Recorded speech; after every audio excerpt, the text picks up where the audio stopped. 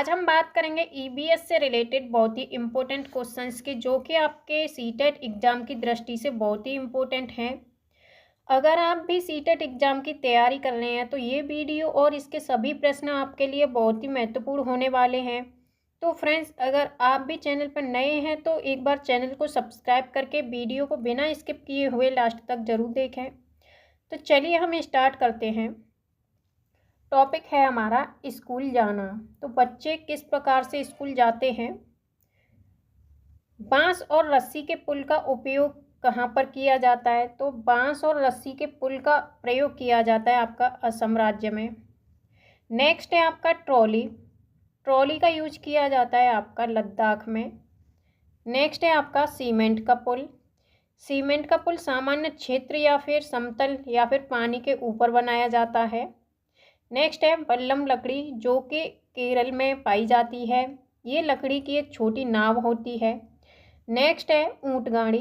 ऊंट गाड़ी का प्रयोग आपका राजस्थान राज्य में किया जाता है। नेक्स्ट है बैलगाड़ी। बैलगाड़ी मैदानी इलाकों के गांव में। और आपका नेक्स्ट है रास्ते पथरीले और आसमान है। ये कहाँ पर, तो ये पाए जाते हैं आपका उत्तराखंड राज्य में। नेक्स्ट पॉइंट है ज़्यादातर पंछियों की आँखें उनके सिर के दोनों तरफ होती हैं। नेक्स्ट है पंछी एक ही समय में दो अलग अलग चीज़ों पर नज़र डालते हैं। जब ये बिल्कुल सामने देखते हैं तब इनकी दोनों आँखें एक ही चीज़ पर होती हैं। ज़्यादातर पक्षियों की आँखों की पुतली घूम नहीं सकती, वे अपनी गर्दन घुमाकर ही आसपास देखते हैं। नेक्स्ट है पक्षी जब दोनों आँखें एक ही चीज़ पर केंद्रित करते हैं तो उन्हें चीज़ की दूरी का एहसास होता है, और जब अलग अलग चीज़ों पर केंद्रित करते हैं तो उनका देखने का दायरा बढ़ता है। नेक्स्ट पॉइंट है आपका चील, बाज और गिद्ध जैसे पक्षी हमसे 4 गुना दूरी से ही देख पाते हैं। नेक्स्ट है जो चीज़ हमें 2 मीटर की दूरी से दिखाई पड़ती है वह चीज़ ये पक्षी 8 मीटर की दूरी से देख पाते हैं। नेक्स्ट है एक पक्षी की आंखें उसके सिर पर होती हैं और उनके सिर के दोनों तरफ छोटे छोटे छेद जैसे कान होते हैं। इन्हीं की मदद से पक्षी सुनते हैं। नेक्स्ट पॉइंट है छिपकली के भी छोटे छेद जैसे कान होते हैं। मगरमच्छ के भी छोटे छेद जैसे कान होते हैं, लेकिन हम उन्हें आसानी से देख नहीं सकते। जानवरों पर अलग अलग पैटर्न उनकी त्वचा पर बालों के कारण होते हैं। किसी जानवर के शरीर पर बालों के बिना कोई पैटर्न नहीं होता। ये क्वेश्चन आपका आया था सीटेट सितंबर 2016 वाले एग्जाम में। कान वाले जानवर और शरीर पर बाल होते हैं वे सभी जानवर जन्म देते हैं, यानी बच्चे देते हैं। नेक्स्ट है आपका शरीर के बाहर बिना कान या छेद वाले जानवर अंडे देते हैं। नेक्स्ट पॉइंट हम बात करते हैं सबसे बड़ी मादा हाथी झुंड की मुखिया बन जाती है। झुंड में कोई नर हाथी नहीं होते, वे 14 या 15 साल की उम्र में झुंड को छोड़ देते हैं। नेक्स्ट पॉइंट है आपका एक वयस्क हाथी एक दिन में 100 किलोग्राम तक पत्ते और टहनियाँ खा सकता है। नेक्स्ट है हाथी दिन में केवल 2 से 4 घंटे सोते हैं। कीचड़ हाथी की त्वचा को ठंडा रखता है, यानी हाथी कीचड़ में खेलना अधिक पसंद करते हैं। उनके बड़े कान भी पंखे की तरह काम करते हैं, वे खुद को ठंडा रखने के लिए उन्हें फड़फड़ाते हैं, जिससे हाथी के शरीर को ठंडक मिलती है। नेक्स्ट है झुंड में 10 से 12 मादा हाथी और बच्चे होते हैं। नेक्स्ट पॉइंट है खेजड़ी गांव राजस्थान में जोधपुर के पास है। लगभग 300 साल पहले इस गांव के लोगों को बचाया था। नेक्स्ट पॉइंट है खेजड़ी गांव के लोग बिश्नोई कहलाते थे। खेजड़ी का पेड़ ज़्यादा पानी के बिना बड़ा हो सकता है। यह फलियां देता है और कीड़ों से प्रभावित नहीं होता। बिहार के मुजफ्फरपुर जिले में बोचाहा गांव है। मधुमक्खियां अक्टूबर से दिसंबर तक अपने अंडे देती हैं, यानी मधुमक्खियों के अंडे देने का सही समय माना जाता है अक्टूबर से दिसंबर। अब बात करते हैं नेक्स्ट पॉइंट की। प्रत्येक मधुमक्खी के छत्ते में एक रानी मधुमक्खी होती है जो अंडे देती है। छत्ते में केवल कुछ नर होते हैं। छत्ते में अधिकांश मधुमक्खियां श्रमिक होती हैं। श्रमिक के रूप में नर मधुमक्खियों की कोई विशेष भूमिका नहीं होती। ट्रेन कच्छ गुजरात में गांधीधाम से शुरू होती है। गुजरात का खाना है आपका ढोकला चटनी, नींबू वाले चावल, वो भी मिठाई के साथ। मडगांव आपका गोवा में है। कोझिकोड से केरल तक के मार्ग में कुल 2000 पुल और 92 सुरंगें हैं। कोझिकोड दक्षिण भारत में केरल राज्य में मालाबार तट पर एक शहर है। इसे कालीकट के नाम से भी जाना जाता है। गुजरात से केरल के रास्ते में ट्रेन पार करती है। महाराष्ट्र, गोवा, कर्नाटक, फिर भारतीय राज्य केरल पहुंचती है। यहाँ की भाषा है, जो भाषा यहाँ बोली जाती हैं वो कौन कौन सी भाषा कौन से राज्य में बोली जाती हैं। मलयालम आपकी केरल में बोली जाती है। कोंकणी कर्नाटक, महाराष्ट्र, गोवा और केरल के कुछ हिस्सों में बोली जाती है। मराठी भाषा आपकी महाराष्ट्र, गोवा, दमन और दीव, दादरा और नागर हवेली। गुजराती आपका गुजरात में बोली जाती है। कन्नड़ बोली जाती है आपकी कर्नाटक, आंध्र प्रदेश, तमिलनाडु और आपका महाराष्ट्र में। नेक्स्ट पॉइंट है, फेरी केरल में उपयोग की जाने वाली एक नाव है। इसका जो विवरण आप ट्रेन टिकट पर पा सकते हैं। इसमें आपका ट्रेन नंबर, यात्रा की शुरुआत की तारीख, बर्थ और कोच संख्या, किराया यानी टिकट की लागत, दूरी वो भी किलोमीटर में, ये सभी आपका इस पर लिखी हुई हो सकती हैं। क्वेश्चन बनता है आपका, ट्रेन टिकट पर PNR दिखाता है तो क्या क्या दिखाता है। ऑप्शन है आपके यात्री संख्या रिकॉर्ड, सेकंड ऑप्शन है यात्री का नाम रिकॉर्ड, थर्ड ऑप्शन है व्यक्तिगत नाम रिकॉर्ड, फोर्थ ऑप्शन है व्यक्तिगत कार्ड संख्या। तो ट्रेन टिकट पर PNR क्या दिखाता है, तो व्यक्तिगत नाम रिकॉर्ड ये दिखाता है। ऑप्शन सी इसका सही होगा। एक और क्वेश्चन बनता है आपका ट्रेन टिकट से रिलेटेड, वो इस प्रकार से है, आरक्षित रेल टिकट से निम्नलिखित में से कौन सी जानकारी प्राप्त की जा सकती है। बुकिंग की तारीख और समय, यात्रा शुरू होने की तारीख और समय, कोच नंबर, बर्थ नंबर और किराया, यात्रियों का नाम, आयु और लिंग, नाम, बोर्डिंग स्टेशन और अंतिम स्टेशन के साथ ट्रेन नंबर, गंतव्य पर पहुंचने की तिथि और समय। तो ये जो ऑप्शन दिए हैं आपके पॉइंट में ABCD, इसके अकॉर्डिंग आपका कौन सा सही होगा, तो पॉइंट नंबर बी आपका सही होगा। ऑप्शन नंबर बी सही होगा। इसमें आपके चारों पॉइंट्स सही दिए हैं, जैसे कि A, B और C, D। नेक्स्ट टॉपिक है आपका कर्णम मल्लेश्वरी के बारे में।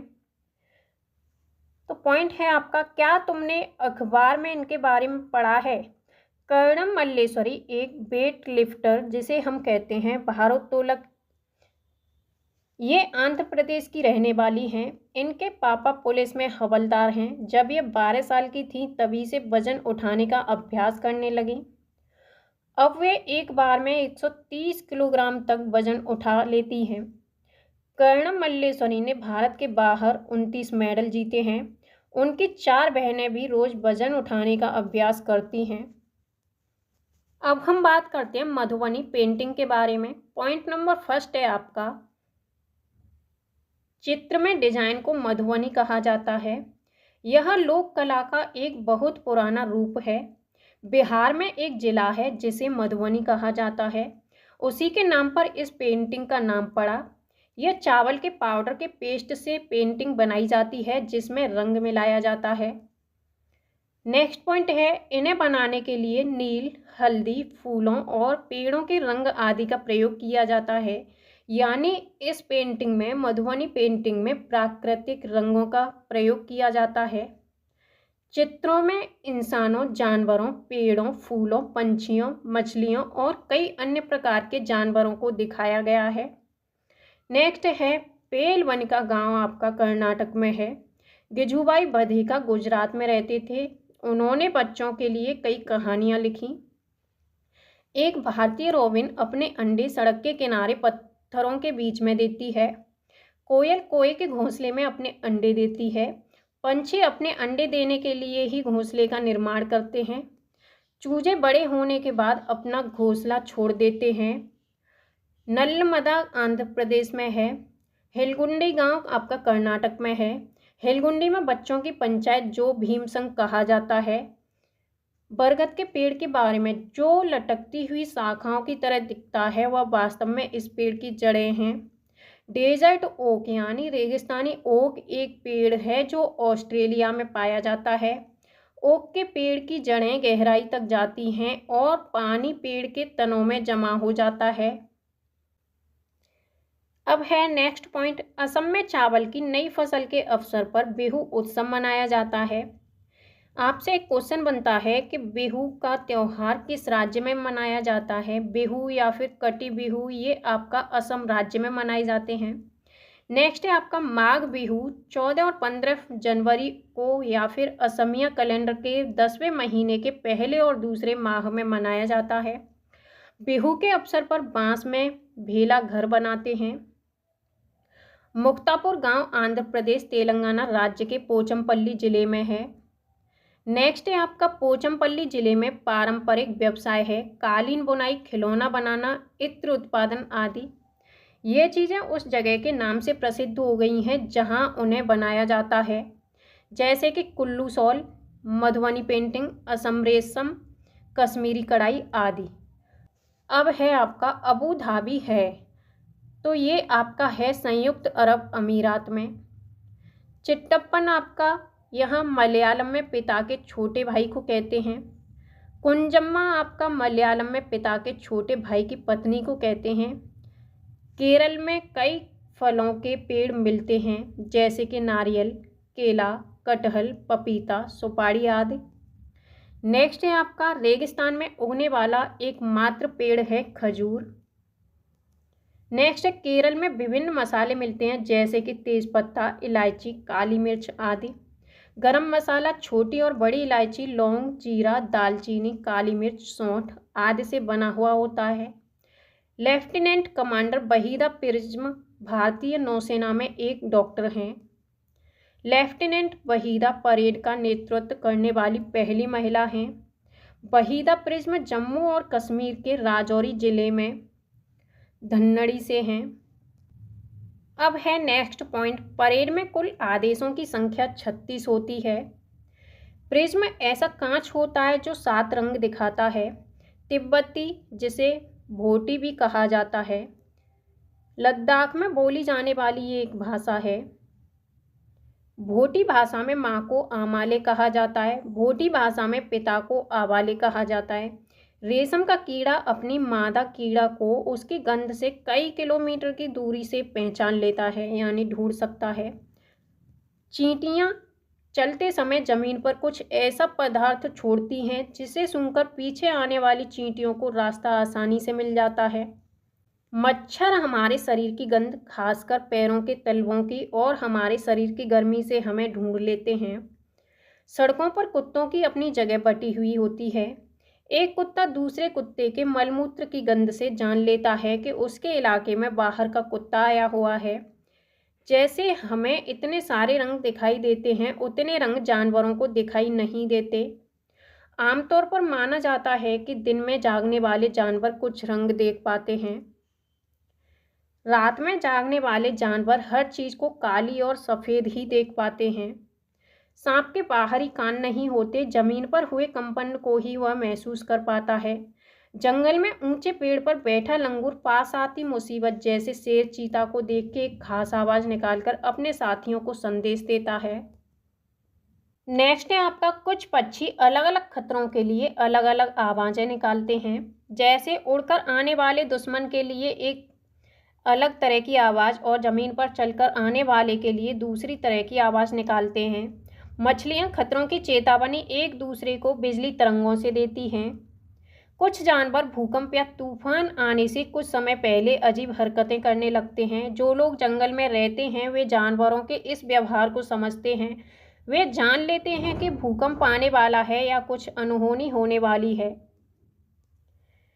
सन 2004 दिसंबर में आए सुनामी से कुछ समय पहले जानवरों के अजीब व्यवहार और उनके द्वारा दी गई चेतावनी भरी आवाज़ों को अंडमान की एक खास आदिवासी जाति समझ गई। उन्होंने वह इलाका खाली कर दिया। इस प्रकार इस जाति के लोग सुनामी के कहर से अपनी जान बचा पाए। डॉल्फिन भी एक अलग अलग तरह की आवाज़ें निकालती हैं और एक दूसरे से बात करती हैं। वैज्ञानिकों का यह मानना है कि कई जानवरों की अपनी पूरी भाषा है। स्लॉथ भालू के जैसे दिखते हैं पर भालू नहीं होते। ये दिन के करीब 17 घंटे पेड़ों से उल्टे सिर लटकाकर मस्ती से सोते हैं। नेक्स्ट पॉइंट है, ये जिस पेड़ पर रहते हैं उसी के पत्ते खाते हैं। लगभग 40 वर्ष के अपने पूरे जीवन में ये मुश्किल से 8 पेड़ों पर घूमने की तकलीफ उठाते हैं। ये सप्ताह में एक बार ही सोच करने के लिए पेड़ से नीचे उतरते हैं। बाघ की मूंछें हवा में हुए कंपन को भांप लेती हैं और उसे शिकार की बिल्कुल सही स्थिति का पता चल जाता है। बाघ की मूंछों से उन्हें अंधेरे में रास्ता ढूंढने में काफ़ी मदद मिलती है। बाघ अपने इलाके में मूत्र करके अपनी गंध छोड़ जाते हैं। यह इलाका कई किलोमीटर बड़ा हो सकता है। एक बाघ किसी दूसरे बाघ के मूत्र की गंध से एक दूसरे को पहचान लेते हैं। बाघ मौके के अनुसार अपनी आवाज़ बदलता रहता है। गुस्से में, कराहने में, गुर्राने में अलग अलग आवाज़, और बाघिन को बुलाना हो तो अलग आवाज़ निकालते हैं। बाघ का गुर्राना 3 किलोमीटर दूर तक सुना जा सकता है। बाघ हवा में पत्तों के हिलने और शिकार के झाड़ियों में हिलने से हुई आवाज़ में अंतर को भांप लेता है। बाघ के दोनों कान बाहर की आवाज़ इकट्ठा करने के लिए अलग अलग दिशाओं में बहुत ज़्यादा घूम जाते हैं। नेक्स्ट पॉइंट है, बाघ इतना सतर्क जानवर है लेकिन इस सब के बावजूद आज वह खतरे में है। हाथी को उसके दांतों के लिए मार दिया जाता है। गैंडे को सींग के लिए मार दिया जाता है। शेर, मगरमच्छ और सांप को उनकी खाल के लिए मार दिया जाता है। कस्तूरी हिरण को थोड़ी सी खुशबू के लिए मार दिया जाता है। हमारे देश में बाघ और अन्य कई जानवरों की गिनती इतनी कम हो गई है कि इनके लुप्त हो जाने का खतरा है। हमारे देश की सरकार इन्हें बचाने के लिए बहुत से जंगलों को सुरक्षा दे रही है, जैसे उत्तराखंड का Jim Corbett national park, Rajasthan के भरतपुर जिले में घाना। इन जंगलों में जानवरों का शिकार मना है। यहाँ लोग जानवरों या जंगल को कोई नुकसान नहीं पहुँचा सकते। सपेरे लोगों को कालबेलिया कहते हैं। कालबेलिया डांस आपका राजस्थान का फेमस है। कालबेलिया नाच में भी सांप जैसी मुद्राएं होती हैं। हमारे देश में पाए जाने वाले सांपों में से केवल 4 तरह के सांप ही जहरीले होते हैं, जैसे कि नाग, करेंत, दुबोइया, अफाई। सांप जब किसी को काटता है तो उसके 2 खोखले जहर वाले दांतों से उस व्यक्ति के शरीर में जहर चला जाता है। जहर के असर को खत्म करने वाली दवाई सीरम सांप के जहर से ही बनाई जाती है, और यह दवाई सीरम सभी सरकारी स्वास्थ्य केंद्रों पर मिलती है। आमतौर पर हमारे पेट के अंदर का तापमान लगभग 30 डिग्री सेंटीग्रेड होता है। हमारे पेट का पाचक रस एसिड यानी अम्ल की तरह होता है। काला हांडी में सबसे अधिक चावल पैदा किया जाता है, फिर भी यहाँ के लोग भुखमरी का शिकार होते हैं। आत्रेयपुरम गांव आपका आंध्र प्रदेश में स्थित है। दी गई तालिका में एक तरफ खाने की कुछ चीज़ों के नाम दिए गए हैं और दूसरी तरफ उन्हें 1-2 दिन तक खराब होने से बचाने के कुछ घरेलू उपाय दिए गए हैं। तो आइए हम बताते हैं चीज़ें और घरेलू उपाय। तो दूध का क्या करते हैं हम? दूध को संरक्षित करने के लिए दूध को उबालते हैं। पके हुए चावल को एक कटोरे में डालकर पानी के बर्तन में रखते हैं। हरे धनिये को हम गीले कपड़े में लपेट करके रखते हैं।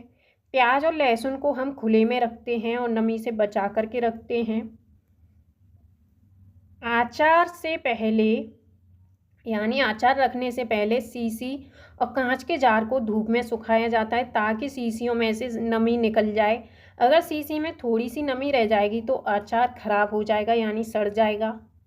अब हम बात करते हैं नेक्स्ट पॉइंट की। तो कुछ ऐसे पौधे भी होते हैं जो चूहों, मेंढकों, कीड़े मकोड़ों और छोटे जीवों का शिकार करते हैं।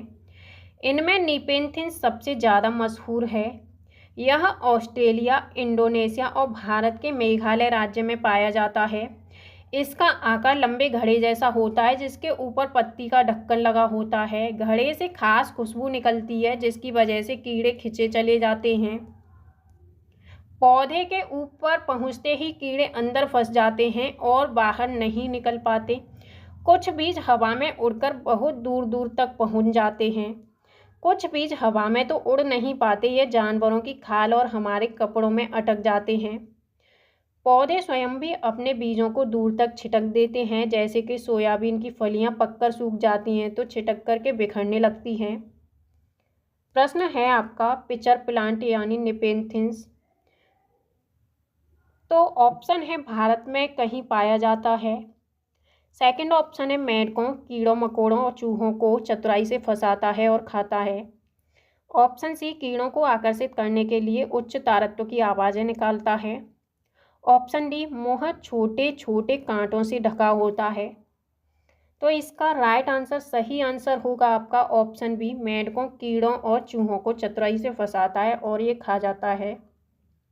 एनसीईआरटी किताबों के महत्वपूर्ण बिंदु हैं। एनसीईआरटी 2005 के अनुसार कक्षा 3 से 5 तक के पर्यावरण अध्ययन को 6 थीमों में विभाजित किया गया है, जो कि इस प्रकार से हैं। फर्स्ट है आपका परिवार एवं मित्र, सेकंड है भोजन, थर्ड है पानी, फोर्थ है आपका आवास, फिफ्थ है यात्रा, सिक्स्थ है आपका हम चीजें कैसे बनाते हैं। नेक्स्ट है मधुमक्खी पालन।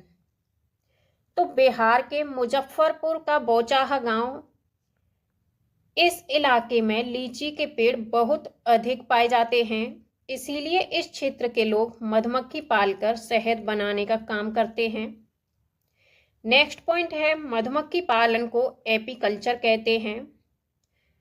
अक्टूबर से दिसंबर मधुमक्खी के अंडे देने का समय होता है, यही मधुमक्खी पालन शुरू करने का भी सही समय होता है। लीची के फूल फरवरी में खिलते हैं। मधुमक्खी के हर छत्ते में एक रानी मधुमक्खी होती है जो अंडे देती है। छत्ते में कुछ नर मक्खी भी होती हैं। छत्ते में बहुत सारे काम करने वाली मक्खियां भी होती हैं। यह दिन भर काम करती हैं, शहद के लिए फूलों का रस ढूंढती हैं। जब मक्खी को रस मिल जाता है तो वह एक तरह का नाच करती है। उससे दूसरी मक्खियों को पता चल जाता है कि रस कहाँ पर है। नेक्स्ट पॉइंट है वह रस से शहद बनाती हैं। छत्ता बनाने का काम भी इन्हीं का होता है और बच्चों को पालने का काम भी इन्हीं का होता है। नेक्स्ट है आपका मधुमक्खी पालन में बक्से का प्रयोग किया जाता है। इस बक्से में चीनी का मीठा घोल डाला जाता है। नेक्स्ट है आपका नर मक्खी छत्ते के लिए कुछ खास काम नहीं करती। मधुमक्खी के डंक में फार्मिक अम्ल होता है। अब है आपका चींटियां। तो चींटियां मिलजुल कर रहती हैं और चींटियों का काम बटा हुआ होता है। रानी चींटी अंडे देती है। सिपाही चींटियां बिल का ध्यान रखती हैं। काम करने वाली चींटियां भोजन ढूंढकर बिल तक ले जाती हैं। नेक्स्ट पॉइंट है चींटियां चलते समय जमीन पर कुछ ऐसा छोड़ती हैं जिसे सूंघकर पीछे आने वाली चींटियों को रास्ता आसानी से मिल जाता है। आपको नोट करके लिखना है, दीमक और ततैये भी समूह में रहते हैं। जैसे चींटियां आपकी मिलजुल करके रहती हैं, वैसे दीमक और ततैये भी समूह में रहते हैं। नेक्स्ट है आपका रेशम का कीड़ा। तो रेशम का कीड़ा अपनी मादा को इसकी गंध से कई किलोमीटर की दूरी से ही पहचान लेता है। अब है मच्छर। तो मच्छर हमारे शरीर की गंध, खासकर पैरों के तलवों की और हमारे शरीर की गर्मी से हमें ढूंढ लेते हैं। मच्छर पानी में अंडे देते हैं। डेंगू, मलेरिया, चिकनगुनिया बीमारी मच्छरों के द्वारा फैलती है। रुके हुए पानी में या इकट्ठा हुए पानी में मलेरिया के मच्छर पैदा होते हैं। इसीलिए मच्छरों के प्रजनन को रोकने के लिए पानी में तेल डालना उचित रहता है। इससे पानी का पृष्ठ तनाव कम हो जाता है और ऑक्सीजन की आपूर्ति रुक जाती है, जिससे मच्छर का लार्वा मर जाता है। नेक्स्ट है आपका कुत्ता। तो कुत्तों की गलियों में अपनी जगह बटी हुई होती है। एक कुत्ता दूसरे कुत्ते के मलमूत्र की गंध से जान लेता है कि उसके इलाके में बाहर का कुत्ता आया हुआ था। नेक्स्ट है चूहा। तो चूहों की देखने की क्षमता कम होती है, लेकिन इनके सूंघने, छूने और टेस्ट करने की क्षमता अधिक होती है। अब है आपका उल्लू। तो उल्लू अपनी गर्दन पीछे तक घुमा सकता है। नेक्स्ट है मैना। तो मैना झटके से अपनी गर्दन आगे पीछे करती है। अब है चीलबाज और गिद्ध। तो चीलबाज और गिद्ध हमसे 4 गुना अधिक दूरी तक देख पाते हैं। चील की पूंछ खांचे वाली होती है। गिद्ध मरे हुए जानवरों को खाकर जगह साफ कर देता है और आकाश में ऊंचाई पर उड़ता है। नेक्स्ट है आपका कलचिड़िया, इंडियन रोबिन पंछी के बारे में। तो कलचिड़िया पत्थरों के बीच में अपना घोंसला बनाती है। इनके घोंसले में पौधों की नाजुक टहनी, जड़ें, ऊन, बाल, रुई ये सब बिछा हुआ रहता है और यह छोटे कीड़े मकोड़ों को खाती है। इनकी चोंच अंदर से लाल होती है। अब हम बात करते हैं कौआ के बारे में। तो कौए के घोंसले में लोहे के तार और लकड़ी की टहनियां जैसी चीजें भी होती हैं। कौआ पेड़ की ऊंची डाल पर घोंसला बनाता है। कोयल अपना घोंसला नहीं बनाती, वह कौए के घोंसले में अंडे देती है। कौआ अपने अंडों के साथ साथ कोयल के अंडों को भी सेता है। नेक्स्ट है फाख्ता के बारे में। फाख्ता कैक्टस के कांटों के बीच या मेहंदी की मेड़ में अपना घोंसला बनाती है।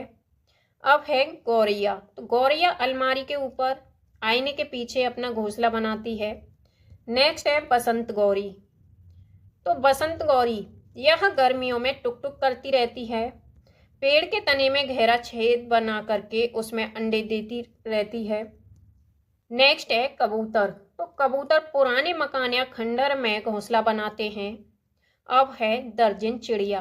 दर्जन चिड़िया अपनी नुकीली चोंच से पत्तों को सी लेती है और उनसे एक थैली सी बना लेती है और उसमें अंडे देती है। नेक्स्ट है शक्करखोरा। शक्करखोरा किसी छोटे पेड़ या झाड़ी की डाली पर अपना लटकता हुआ घोंसला बनाती है। इसका घोंसला बाल, मकड़ी के जाले, पतली टहनियां, बारीक घास, सूखे पत्ते, रुई, पेड़ की छाल के टुकड़ों और कपड़ों के चीथड़ों से बना हुआ होता है। नेक्स्ट बात करते हैं नर बीवर पक्षी के बारे में। तो नर बीवर पक्षी अपने घोंसले बनाते हैं। मादा बीवर उन सभी घोंसलों को देखती है, फिर उनमें से जो घोंसला सबसे ज्यादा पसंद आता है उसमें ही वह अंडे देती है। नेक्स्ट है पंछी। तो पंछी केवल अंडे देने के लिए घोंसला बनाते हैं। जब अंडों से बच्चे निकल जाते हैं तो वह घोंसला छोड़ करके उड़ जाते हैं। घोंसला छोड़कर पक्षी अलग अलग जगह चले जाते हैं, पेड़ों पर, जमीन पर और पानी में। अधिकतर पक्षियों की आंखें उनके सिर के दोनों तरफ होती हैं। पक्षी एक ही समय में 2 अलग अलग चीजों पर एक साथ देख लेते हैं, यानी उन पर नजर डाल लेते हैं। जब अलग अलग चीजों पर केंद्रित करते हैं तो उनका देखने का दायरा बढ़ जाता है और जब ये बिल्कुल सामने देखते हैं तो इनकी दोनों आंखें एक ही चीज पर होती हैं। ज्यादातर पक्षियों की आंखों की पुतली घूम नहीं सकती, वह अपनी गर्दन घुमाकर ही आसपास देखते हैं। पक्षियों के पंख उन्हें उड़ने में मदद करते हैं और उन्हें गर्माहट भी देते हैं। उनके नए पंख आते रहते हैं और पुराने झड़ते रहते हैं। कुछ पक्षी अलग अलग खतरों के लिए अलग अलग आवाजें निकालते हैं, जैसे कि उड़कर आने वाले दुश्मन के लिए एक तरह की आवाज और जमीन पर चलकर आने वाले के लिए दूसरी तरह की आवाज निकालते हैं। पक्षियों के कान दिखते नहीं हैं, लेकिन इनके सिर के दोनों तरफ छोटे छोटे छेद होते हैं जो पंखों से ढके हुए रहते हैं। पक्षी इन्हीं की मदद से सुनते हैं। अब है आपका हाथी। तो हाथी को पानी और कीचड़ में खेलना बहुत पसंद होता है, इससे उसके शरीर को ठंडक मिलती है। हाथी के कान पंखे जैसे होते हैं। गर्मी लगने पर हाथी अपने कान हिला करके हवा भी करते हैं। 3 महीने के हाथी 200 किलोग्राम वजन का होता है। एक बड़ा हाथी दिन में 100 किलोग्राम से ज्यादा पत्ते और झाड़ियां खा लेता है। हाथी बहुत ही कम आराम करता है, एक दिन में केवल 2 से 4 घंटे सोता है। हाथी परेशानी आने पर एक दूसरे की मदद भी करते हैं। अब हम बात करते हैं हाथी के झुंड के बारे में। तो झुंड में केवल हथिनियां और बच्चे ही रहते हैं। झुंड की सबसे बुजुर्ग हथिनी ही पूरे झुंड की नेता होती है। नेक्स्ट है, इस झुंड में 10 या 12 हथिनी और बाकी बच्चे होते हैं। 14-15 साल तक हाथी झुंड में रहते हैं, फिर वह झुंड छोड़ करके चले जाते हैं। अब है नेक्स्ट स्लॉथ। तो स्लॉथ देखने में भालू की तरह होते हैं, पर ये भालू से अलग होते हैं। ये दिन में करीब 17 घंटे पेड़ों से उल्टे लटक कर आराम से सोते रहते हैं। ये सप्ताह में एक बार सोच के लिए पेड़ से नीचे उतरते हैं। जिस पेड़ में रहते हैं, यानी जिस पेड़ पर स्लॉथ रहता है, उसी के पत्ते खा करके अपना पेट भरता है। 40 वर्ष के अपने जीवन काल में ये सिर्फ 8 पेड़ों पर ही घूमते हैं। यानी स्लॉथ का जो जीवन काल होता है वो 40 वर्ष का होता है। नेक्स्ट है आपका बाघ। तो बाघ अंधेरे में हमसे 6 गुना बेहतर देख पाते हैं। बाघ की मूंछें हवा में हुए कंपन को भांप लेती हैं, जिससे उसे शिकार का सही स्थिति का पता चलता है और इससे वो अंधेरे में रास्ता भी ढूंढ लेते हैं। बाघ अपने इलाके में मूत्र करके अपनी गंध छोड़ता है, दूसरा बाघ इस गंध को तुरंत पहचान लेता है। नेक्स्ट पॉइंट है, बाघ मौके के अनुसार अपनी आवाज बदलता रहता है। बाघ का घुर्राना 3 किलोमीटर दूर तक सुनाई देता है।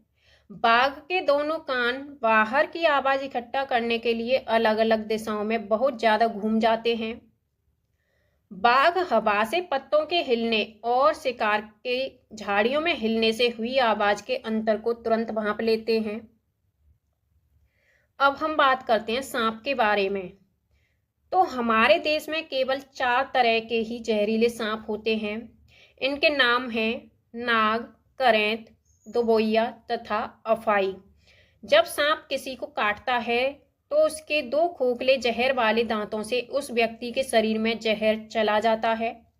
इस जहर से बचने के लिए उस व्यक्ति को सीरम नाम की दवाई दी जाती है, जो सांप के जहर से ही बनाई जाती है। सांप के दांत नुकीले होते हैं, लेकिन वह अपने शिकार को चबा करके नहीं खाता, बल्कि पूरा निगल के खा जाता है। नेक्स्ट है आपका, सांप के बाहरी कान नहीं होते, वह जमीन पर हुए कंपन को ही सुन पाता है। सपेरों को कालबेलिया भी कहते हैं। कालबेलिया नाच में सांप जैसी मुद्राएं होती हैं। आपसे एक क्वेश्चन बनता है कि कालबेलिया नाच कहाँ का फेमस है। तो कालबेलिया जो डांस है आपका राजस्थान राज्य का फेमस डांस है। नेक्स्ट है आपका लंगूर। तो जंगल में ऊंचे पेड़ पर बैठा लंगूर अपने पास आती मुसीबत को देखकर एक खास आवाज निकालकर अपने साथियों को संदेश देता है और उन्हें चौकन्ना करता है। अब हम बात करते हैं मगरमच्छ के बारे में। तो मगरमच्छ के छोटे छेद जैसे कान होते हैं, लेकिन उसके कान आसानी से दिखाई नहीं देते। अब है छिपकली। तो छिपकली के भी छोटे छेद जैसे कान होते हैं।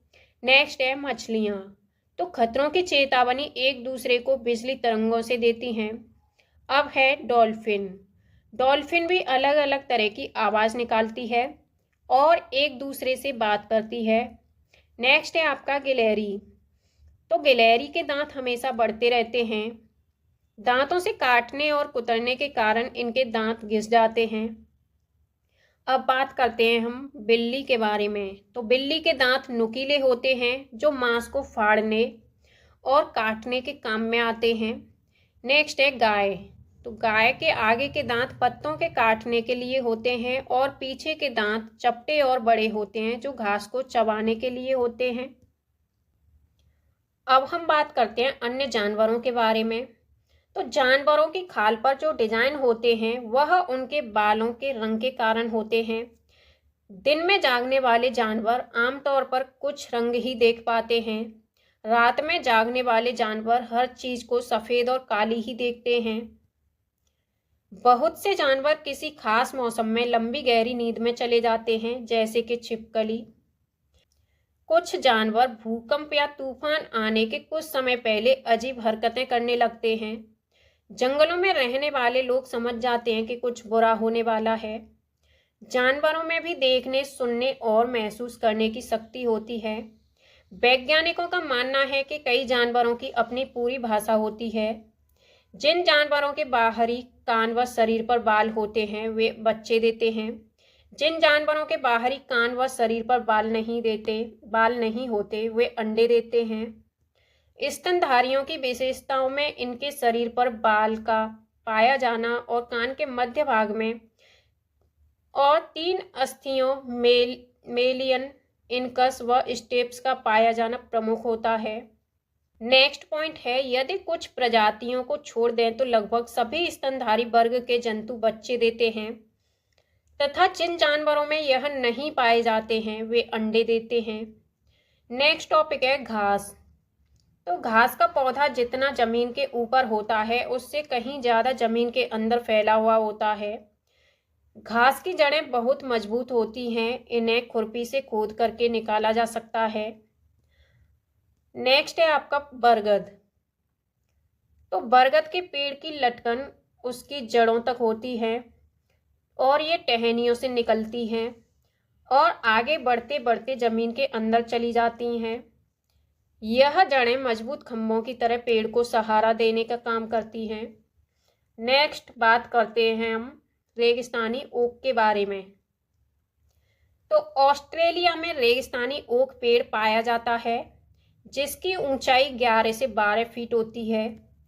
इसकी जो पत्तियां हैं वो बहुत कम होती हैं।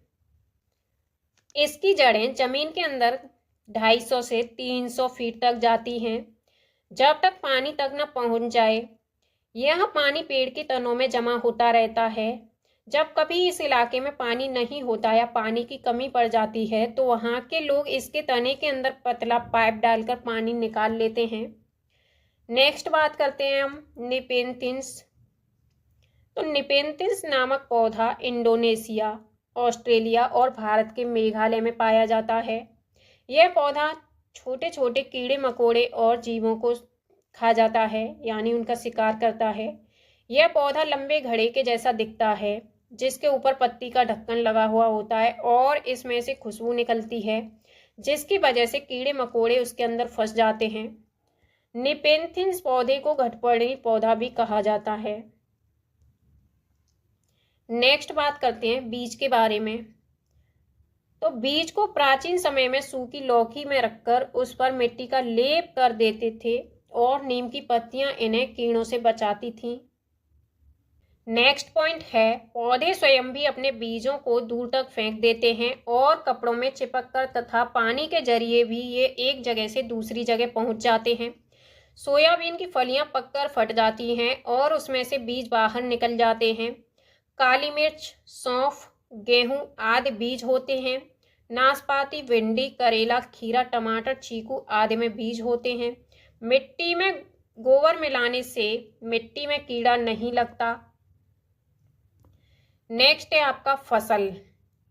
तो एक ही प्रकार की फसल उगाने से और कई केमिकल्स को यूज करने से जमीन बंजर हो जाती है। नेक्स्ट बात करते हैं क्रोटन पौधे के बारे में। क्रोटन पौधे जमीन के बारे में उसकी दिशा को बता देते हैं, यानी सिग्नल दे देते हैं। नेक्स्ट है आपका क्रोटन पौधे की जड़ जमीन में ज़्यादा गहरी नहीं जाती हैं। जब मिट्टी सूखने लगती है तो इस पौधे की पत्तियां सूखने लगती हैं और झड़ने लगती हैं जिससे मिट्टी का पता चल जाता है कि मिट्टी सूख रही है। तो यह एक प्रकार का सिग्नल होता है। जड़ें पौधों को सहारा देती हैं, जल तथा खनिजों को अवशोषित करती हैं और ह्यूमस उपलब्ध करवाती हैं।